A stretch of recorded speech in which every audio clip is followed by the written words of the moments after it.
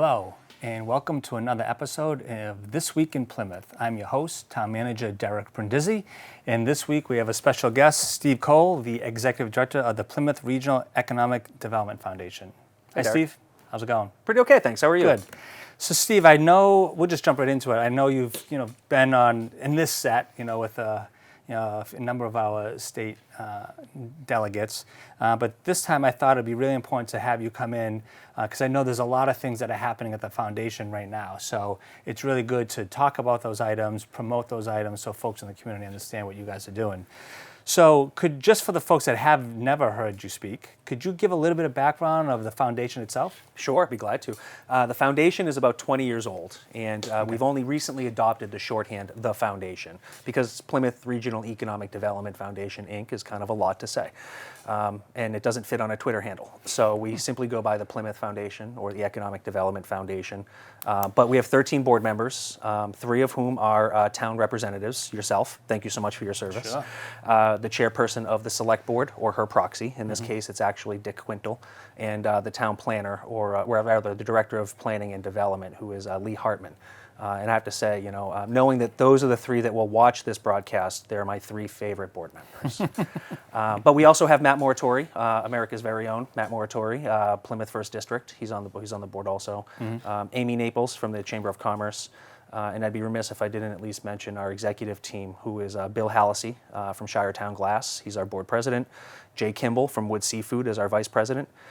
We have, of course, the famous Eddie Santos, who created the industrial park here in Plymouth all those years ago. Yeah. He's our clerk. And then, of course, we have Bill Harris from WH Cornerstone as our treasurer, and Kevin O'Reilly, who is famous for having worked for Therese Murray and a handful of other folks prior to running the Chamber of Commerce. He now runs Triple M, so that rounds out our executive team. But we have 13 board members. I like to joke that Jesus did a little bit more with just a little bit less. But we have a good team that represents a good cross-section of education, finance, government, education, if I hadn't mentioned that. Yeah. Great. So that gives a little bit of background of the foundation itself and nonprofit 501c3, correct? That's right, yep. Located right on Court Street? Right on Court Street next to Town Hall. And I should say also that I've worked for 20 years now in this industry as in economic development. And there are different models. Sometimes an EDC, which is what we are, the Economic Development Corporation. Sometimes it's part of the public sector and it's a department within a town. Not a lot of towns actually have that function here. And so when the foundation was created, it was intended to fill that critical gap so that other towns who don't have a director of economic development can rely on the EDC. And that's what we are. We are the region's EDC. We are located next to Town Hall in Plymouth. But we're not just working in Plymouth. In fact, we just finished a product with the Carver Redevelopment Authority at their last town meeting in April to help them get a number of articles approved so that we could help facilitate the development in their urban renewal area. Wow, that's great. So, Steve, it's interesting because when I worked here as the assistant town manager back in 2015, 2017, your predecessor, Jess Casey, she was doing a number of other things that are very different than what you're doing today, and that's less than 5, 6, 7 years later. So I know one of the items we've talked a lot about at board meetings are the focus areas of the foundations. Can you describe some of those focus areas? Because they're very different than what Jess Casey was working on in the past. Oh, sure, yeah, and in deference to any predecessor, economic development is something different for every community. Okay. I mean, bottom line, it's about enhancing quality of life. Economics concerns itself with managing scarce resources or assets. Economic development is managing those resources or assets in a way that has a targeted outcome with the express purpose of enhancing quality of life. And one of the things I have to say about Plymouth, it's not necessarily something that we work on at the foundation level, but conservation is an important part of our quality of life. It's one of the things that drew a lot of people to this area, even before the power plant was built. I grew up on the other side of the bridge. I endearingly refer to this area as continental Cape Cod and Cape Classic as peninsular Cape Cod. But the fact is, it's a similar ecosystem. Cranberry bogs and heavily forested areas, great place to go running. And that's one of the things that drew me back here after I left a number of years ago. I left to go to undergraduate at Westfield State, spent some time in Hartford, and then ultimately I came back here because, frankly, I remembered the quality of life that it offered.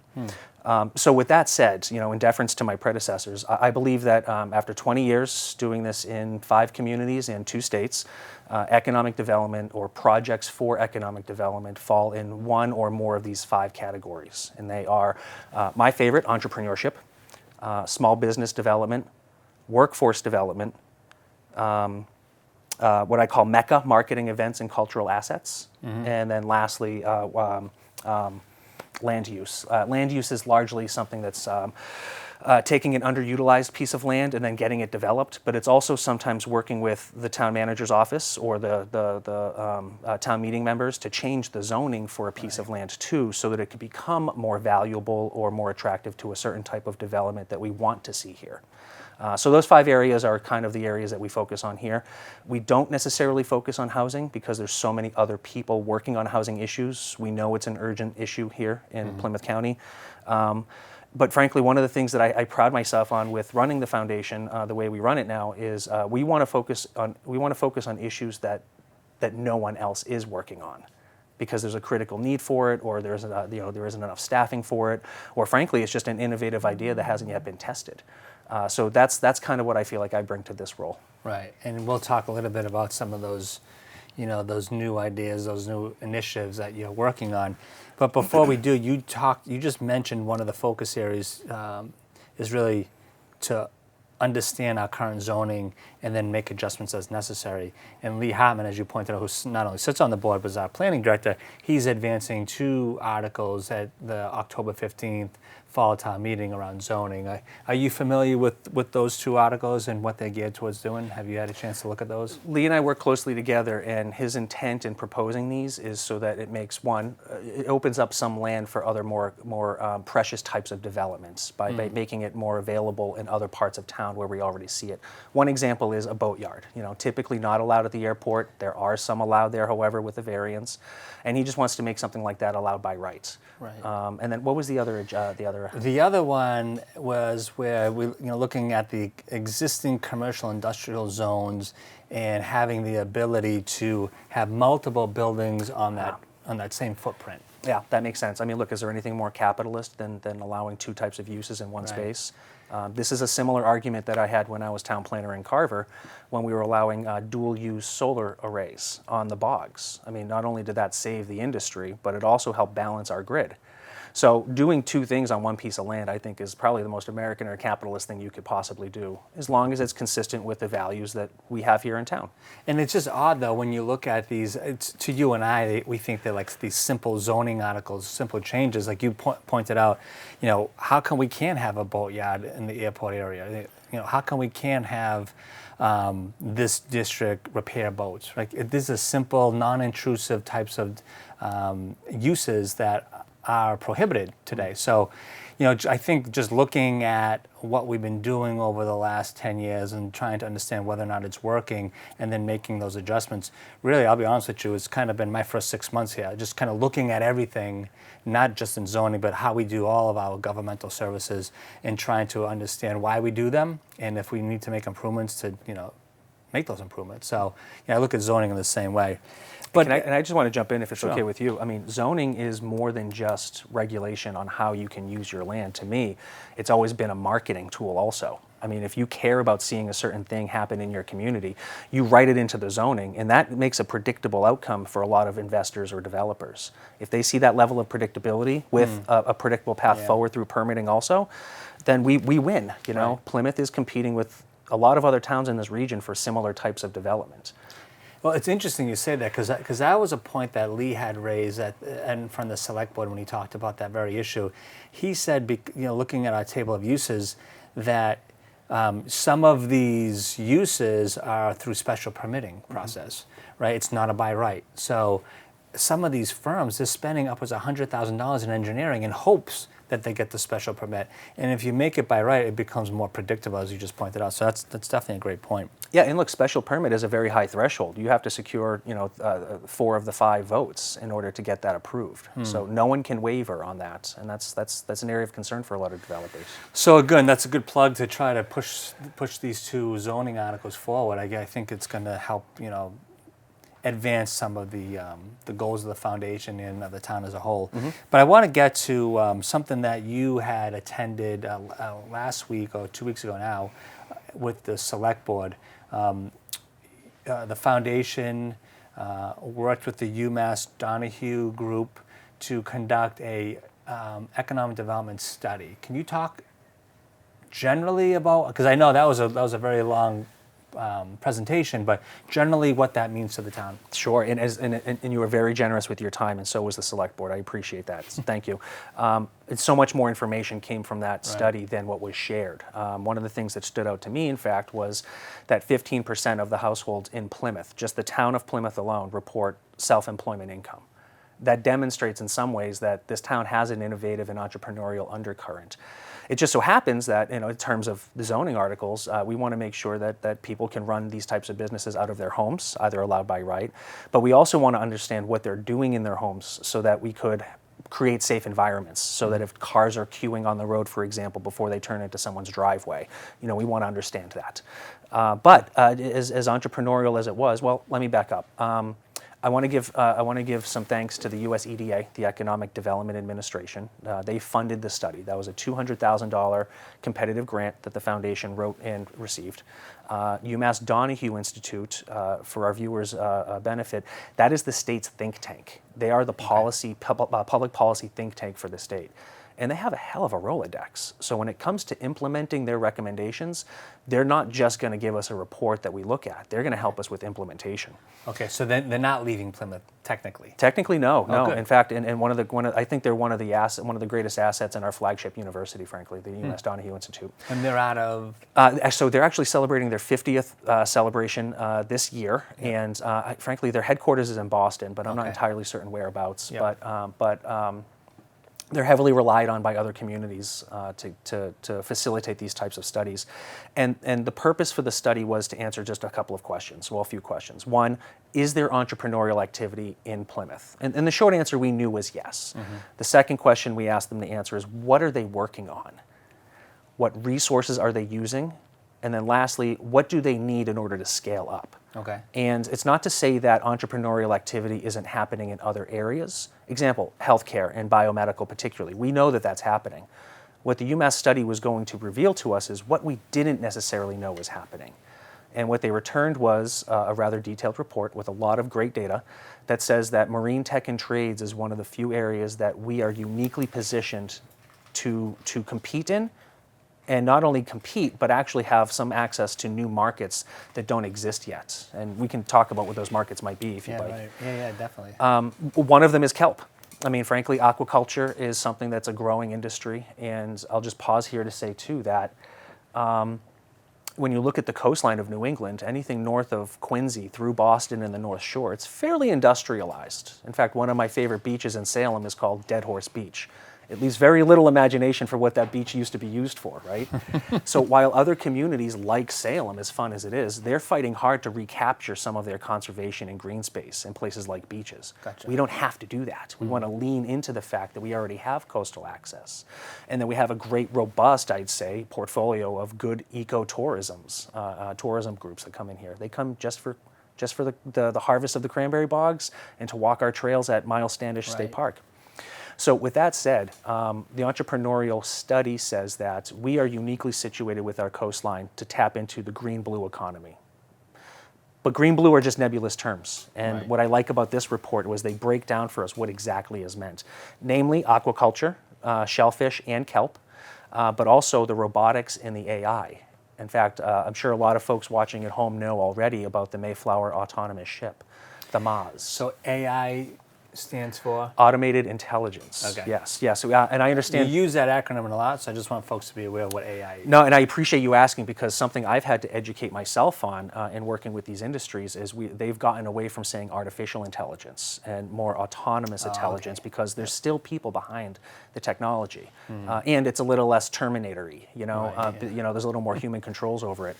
But that is one of the barriers that I think that Plymouth is uniquely positioned to attract investors from, but also to help them with their PR campaign. Because one of the impediments that these industries are experiencing is public support. And so just going back to the coastline conversation, once you go south of here, you run into the issues with the National Seashore in Cape Cod. Right. And then you go further south still around the coastline, and you're in New Bedford and Fall River. The busiest port in the country is New Bedford. It's the wealthiest going on more than 20 years now. So access points in Massachusetts, and then you get into Rhode Island with their Peloponnese private estates. So when you really talk about where marine tech and trades can start and grow, we're the only place in Massachusetts and most of New England that can actually help these industries start and grow. And I'll give you one really good example. There's a company here in town called Brindisi. They launch submarines out of Cordage Park here in Plymouth. They're actually based in Vermont, but no one's launching any submarines in the Connecticut River. And so when it came to them launching their company, one of the things I find most impressive about them is the founder, Ben Kinnaman, said that, we understand more about the lunar surface than the ocean's depths. And that's why he launched his company. Just a few years later, they now have 3 companies based here in Plymouth. Not only is Brindisi launching out of here for the research and development, but Armac, which is a company that's a robotics company that cleans the undersides of ships, hulls. And then their third company is called Bayonet, which is a underwater robotic rover intended for search and rescue missions. And I understand, obviously, there's some DoD applications for this technology. And so this is a company, Brindisi, out of Vermont. Yep. With no coastal line last time I checked, right? That's right. 3 companies, they've just started here. Would you say in the last few years? I'd say within the last 5 years. Really? And actually, and they're Bayonet's based out of brand the new. Cordage area right. of town? That's right, and Bayonet's the newest. They just announced that within the last year or so. So just providing access to the ocean helped 3 companies now start and grow. And so what can we do? You always, every time we talk, you talk a lot about marine tech and trade and all the opportunities that we could enjoy by those types of that technology coming to here in town. How do we get them here? Like, what's the hook? Well, the hook, I think, is our access, right? Because when you even for a company in Vermont, you might think that they would be more inclined maybe to go to New Hampshire, but New Hampshire has only 13 miles of coastline. Right. A company in Rhode Island might be inclined to say go to Newport, but if you've been down there, Newport is built out. One of our strategies is to work with the Naval Small Business Office. The U.S. Navy invests heavily in small businesses because small businesses can typically pivot faster. They can respond faster to problems than a large company, like, say, a Raytheon, or a Honeywell, or a Sikorsky, or a Pratt & Whitney. I can go on, but the fact of the matter is, even though we're a little bit of a liberal bastion in New England, the fact is we are the defense manufacturing belt for the nation. And one of the reports, one of the graphics that I was glad that the UMass team showed to the select board was where marine economy is happening throughout New England. And really what you see is a dominance in Massachusetts, mostly DoD stuff, but also in Rhode Island. Well, as I mentioned, Newport's kind of built out. So really so much of what our strategy is, Derek, is just making folks aware that Plymouth One exists, that we have a path forward for them for this type of a use. And I think one of the things that about this strategy that should quell a lot of the enthusiasm that we typically see for development, we don't have to cut down any trees. Plymouth usually talks about ourselves as being 101 or 103 square miles. The fact is, Wikipedia, you can check it out, it's 134 and a half square miles. That 34 and a half square miles is our bay, that's our waterways. We actually have 34 and a half million square miles that we can play with in order to develop billion-dollar industries. Right. It's interesting because at least my first go around here, I really started to understand the aquaculture industry, and at that point it was mostly oysters, lobstermen, that type of technology. And you just mentioned something about kelp. Where do you see that going here in town? So we do know that there's a gentleman, sugar kelp in Duxbury, that grew about 10,000 pounds in Duxbury Harbor. They were permitted by the Duxbury Conservation, among the first in Massachusetts to be permitted. So I thank the gentleman for laying the roadmap for us so we can better understand it. I think, and I want to give some merit to kelp before I get into where I think I see it coming in town, because one of the things I think lends merit to it is that they don't grow on vertical lines, and that's one of the really big impeditors to doing anything in our harbor. Vertical lines entangle whales and other floating mammals, and so we have to be mindful of that. Kelp, especially the Atlantic variety, they grow very well in shallow water because obviously the permeability of the sunlight. One of the things we know about kelp too is that it pulls, I mean, quite literally tons of carbon out of the ocean, which is the largest absorber of carbon. It helps control with erosion along coastlines because it now has a root bed. It also creates ecosystems that don't necessarily exist, small fishes and such. I think kelp beds actually could help promote a water recreation industry that we don't necessarily have here. Anybody who goes to a Caribbean nation knows that you can walk barely 5 feet down the beach before you see not only water rentals for things like jet skis, but also snorkeling, scuba diving, things of that nature. I think that we can tap into part of the marine tech economy. I think could be allowing those types of opportunities also for folks. But I think that in terms of gaining access to our waterways, that's probably the most important thing that we could do is help improve the infrastructure so that folks can not only launch things like submarines, but also gain access to things like harvesting kelp from our harbor, as well as the surrounding harbors. One of the reasons why this was particularly interesting for Plymouth is because we're the only ones with the infrastructure in place at our harbor to winch that out of the water and get it onto land so that it can be sold at market. Well, it's interesting because it sounds like everything you said that Plymouth is primed to really be a leader in Massachusetts on some of these things. However, Plymouth actually started the oyster industry almost 20 years ago.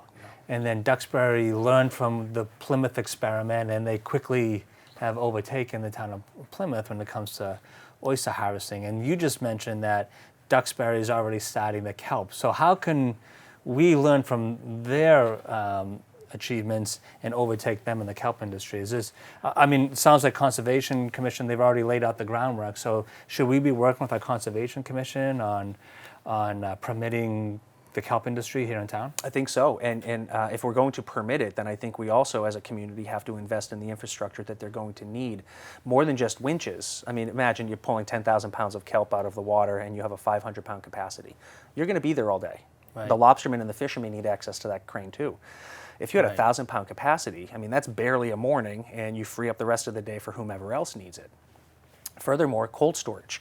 Once you pull this out of the water, it has to be kept cold in order to maintain its integrity before you can get it to some kind of a shared kitchen, which is something I know you and I have talked about also. So just from allowing kelp to be grown here, that's a permitting, that's a regulatory process that the town would be responsible for, to having it hoisted from the water, to having it go through the production process with not just a cold storage, but also a shared kitchen. Every layer of production you add value. Right. And so just pulling it out of the water, it's just kelp. But frankly, one of the things I've come to learn is that if you turn it into a powder, it's now a supplement that produces not just protein value, but also it's what gives Beyond Burgers and Impossible Meat, it's what gives them the protein value that's greater than red meat.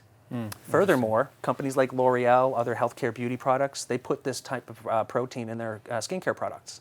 So it's more than just food supplements. Right. In fact, I understand the US EDA tells us that this could be a $15 billion industry, domestic industry by 2025.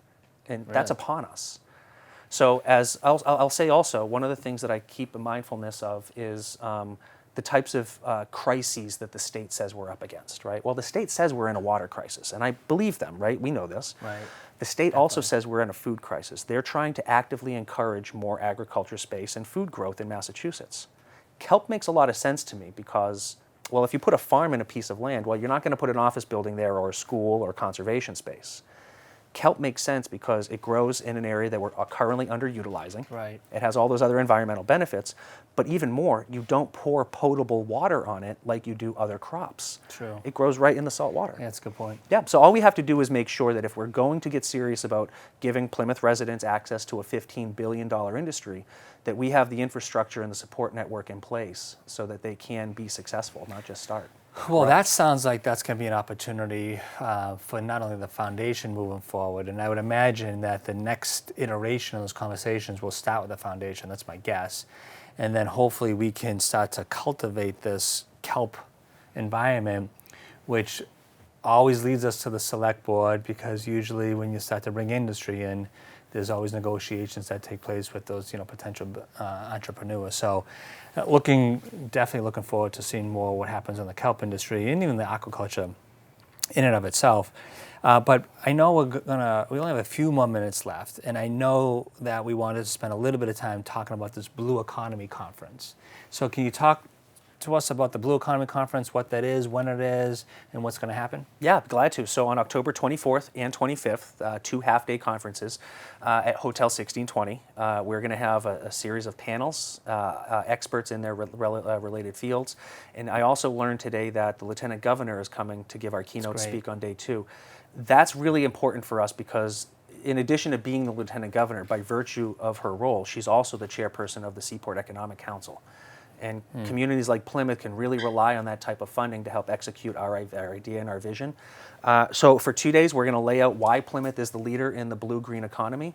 It's called Blue Future, the now and next for Plymouth's marine economy. There are 78 communities in Massachusetts. We intend to invite representatives from the other 77 communities. Great. And we have excellent partnerships. And I think we have time, I'd like to thank TechEtch, Green Sea, Moonrise Cinemas, the town for your support also.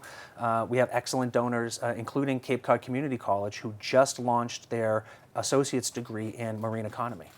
So this is the foundation getting ahead of the conversation and making sure that the new gubernatorial administration thinks of Plymouth when they think of how the Commonwealth's economy is going to advance, because it will be in the green-blue economies. And we give the foundation, the foundation gives the Commonwealth what that focus is for what green-blue economy can be. Right. And it sounds to me that it's going to showcase all of the different attributes the town has to offer. And so, would we expect that we see potential entrepreneurs coming to this conference, looking around, poking around, asking questions about what Plymouth is all about? Yeah, and actually, not only are we trying to encourage entrepreneurs for coming so they can execute their idea, we want to encourage people who want to work in the green-blue economy because there are people who are looking for jobs, but more importantly, we are in touch with the employers who are looking for the people.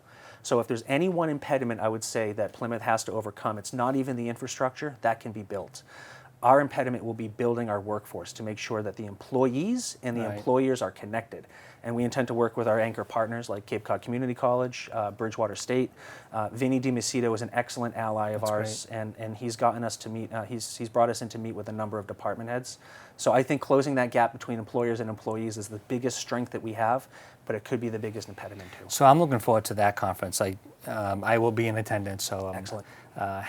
Excited to see what happens at that and learn more about the blue economy. But we are running. We probably have a minute left, so I'm going to give you a minute to plug the Children's Business Fair. Thank you very much. We are celebrating our 2nd annual Children's Business Fair. Last year we had 120 students participate. I'm glad to say that we have almost 300 this year. So we had to change the venue 2 times from West Elementary to Memorial Hall. And we had to change it again to Plymouth South High School. Just because of the number of participants? Precisely, yeah. Wow. We expect about 3,000 people to attend this year. We had about almost 2,000 last year, yes. And when is that again? So that'll be on October 20th, starting at 6 o'clock at Plymouth South High School. Great. And so if anyone is looking for information, whether it's the Blue Economy, the Children's Business Fair, or just want to learn more about the foundation, how can they get in touch with you? You can Google Plymouth Economic Development. We made sure our SEO is on top notch, so you'll get the first result. Or you can go to our website, plymouth-ma.biz, B-I-Z. Oh, great. Well, thank you. So thank you for coming. We are coming to the end of this episode of This Week in Plymouth. I thank Stephen for coming on this episode, and hope to see everybody at the October 15th special town meeting on that Saturday at Plymouth North High School. But until then, thank you all, and see you soon.